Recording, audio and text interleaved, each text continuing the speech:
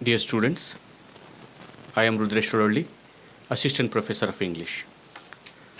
In today's session, I am going to discuss the concept what is poetry. This is prescribed for BA 5th semester Optional English. Most of the scholars, including poets themselves, often struggle to answer the question, what is poetry?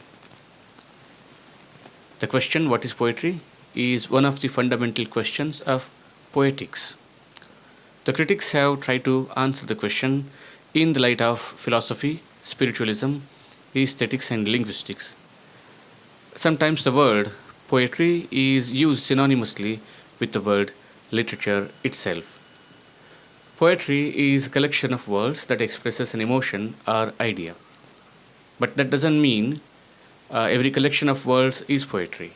To call a piece of writing a poetry, it needs to have some characteristics like lines, proper lines, length, rhyme and rhythm, and many more aspects.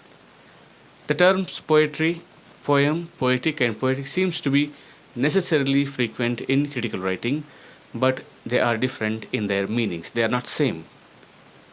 It is an attempt to share personal experiences and feelings. The commonest use of term poem is any composition in verse. That means that is written in the form of verse. And here verse refers to technical conventions like rhyme, rhythm, line, and length. The word poetry comes from the Greek word poiesis, which means a making. And in the literary discussion, it means a verbal making or creation in words. Poetry not only uses words but also form, patterns of sound, imagery, and figurative language to convey the message. To convey the message, to deliver the message, poetry uses form. Form means like sonnet, ode, ballad, or epic, and patterns of sound like stressed or unstressed. Imagery, that means a description, and figurative language like simile, metaphor, alliteration, assonance, etc. Poetry has a long history dating back to prehistoric times with hunting poetry in Africa and court poetry of the empires of the Nile, Niger, and older river valleys, our own Vedas of Sanskrit language, Zoroastrian Gathas, and Homeric and Indian epics like Ramayana and Mahabharata. These all are poetry and they have history of time immemorial. Webster's New Encyclopedic Dictionary defines poetry as writing in language chosen and arranged to create a particular emotional response through meaning, sound, and rhythm. You need to concentrate on language chosen. That means in poetry, words are chosen, they are not arbitrarily used. And they are arranged in a particular manner to create a particular emotional response through the meaning, sound, and rhythm in the reader. Robert Frost defines poetry as the kind of thing poets write. That is written by poets is called poetry. In Sanskrit language, we have a similar definition. Kaveha karma kavyam. J.S. Mill, a thinker and a critic, defines poetry as a feeling confessing itself to itself in moments of solitude.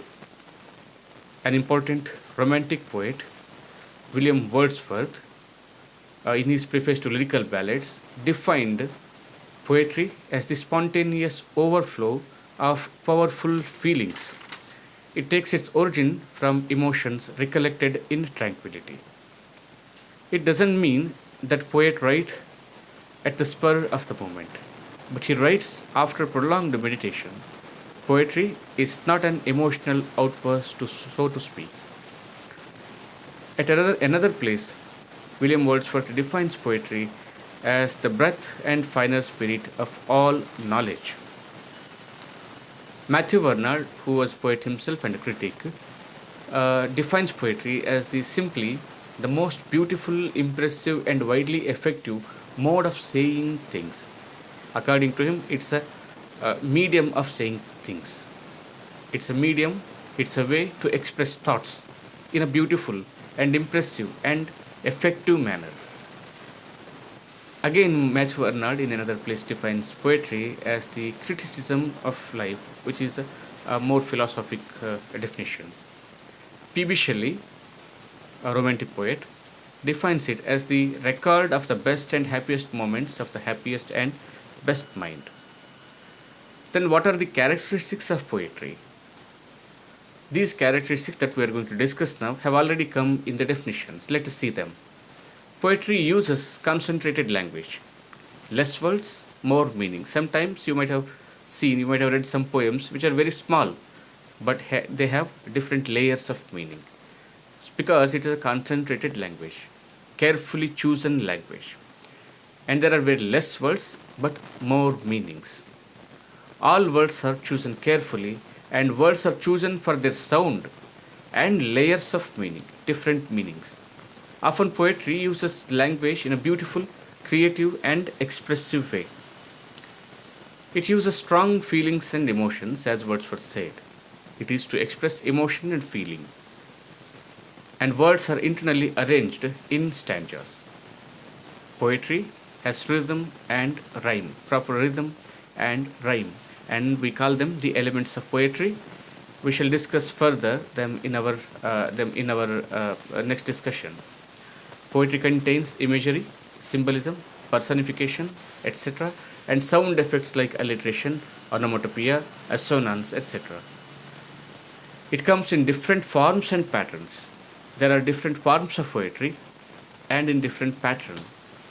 Poetry makes you see an aspect of life or the world in a new way. If you read poetry, you gain wisdom, and in the light of that wisdom, you will be able to see the world in a different manner and different life in a different way.